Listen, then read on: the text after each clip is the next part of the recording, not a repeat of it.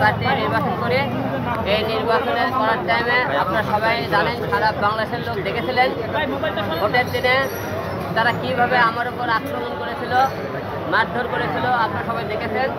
তারই মনে করেন সেই হত্যার চেষ্টার জন্য আজকে আমরা এখানে আদালতে এসেছি। এখানে মামলা করেছে, মামলা গ্রহণ করেছে আদালত এবং একটু পরে আমাদের শুনানি দিতে চেয়েছেন।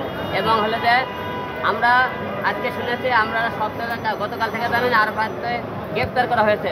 তো আমরা এখন পর্যন্ত আদালতে তাকে দেখতেছি না। তো এখন কী কারণে দেখতেছি না আমি জানি না। এটা কালকে আমরা যে যখন ধরার পর থেকে আমরা তাকে খুঁজতেছিলাম অনেকদিন ধরে, আপনারা জানেন। কী কারণে আজকে আদালতে আনা হলো না জানি না।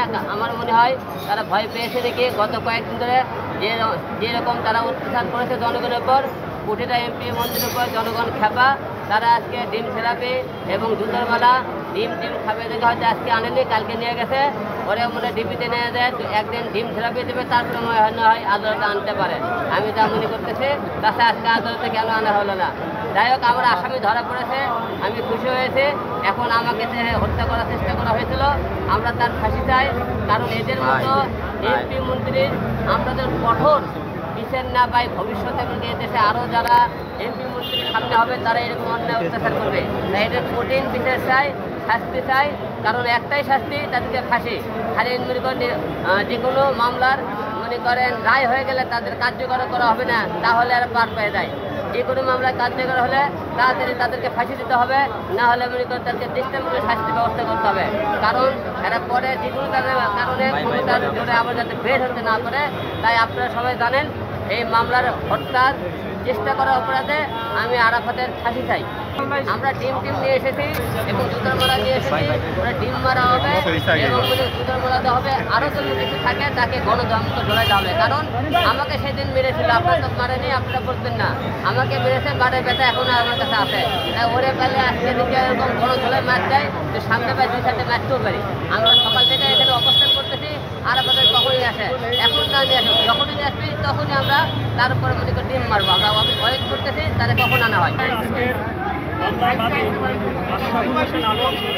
এবং তার প্রতিদ্বন্দ্বী প্রার্থী ছিল মোহাম্মদ আলী আরাফাত। কিন্তু আমরা সুষ্ঠু নির্বাচন যদি হয়, একজন ক্যান্ডিডেট, একজন জাতীয় সংসদ নির্বাচনের ক্যান্ডিডেট, তার উপরে যে ঐতিহাসিক আক্রমণ হয়েছে হত্যার উদ্দেশ্যে, উনি আজকের যে কোর্টে অবহিত করেছেন মোহাম্মদ আলী আরাফাতের নির্দেশেই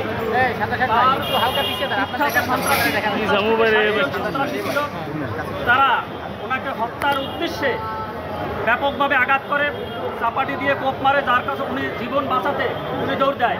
তারপরের দৃশ্য যখন ক্যামেরা আসছে আপনারা সকলেই দেখেছেন, ওনার গলা চেপে ধরে শ্বাসরুদ্ধ করে হত্যা করতে চেয়েছেন, যার প্রতিবাদ অলরেডি জাতিসংঘ থেকেও জানিয়েছে। এবং এতদিন পর্যন্ত আপনারা জানেন উনি ন্যায় বিচার পাবে বলে এই ধরনের কোনো নিশ্চয়তা ছিল না। থানায় গিয়েছে, থানা ওনার কাছ থেকে মামলা নিতে অপারগতা প্রকাশ করেছেন, মামলা হয়নি। উনি মামলা দায়ের করতে গেলেও ওনার মামলা নেওয়া হয়নি।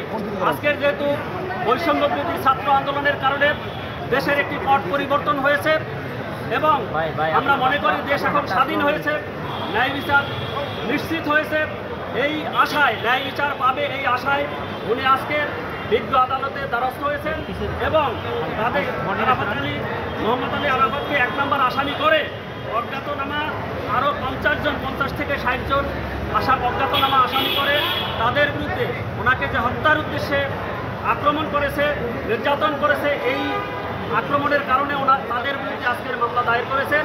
বিজ্ঞ আদালত মামলা গ্রহণ করেছেন। ওনার যে কোনো কারণে ওনার মেডিকেল সার্টিফিকেটগুলি ওনার কাছে সংগ্রহ করতে একটু সময় লাগবে। মেডিকেল সার্টিফিকেটগুলি জমা সাপেক্ষে এখানে আদেশ হবে।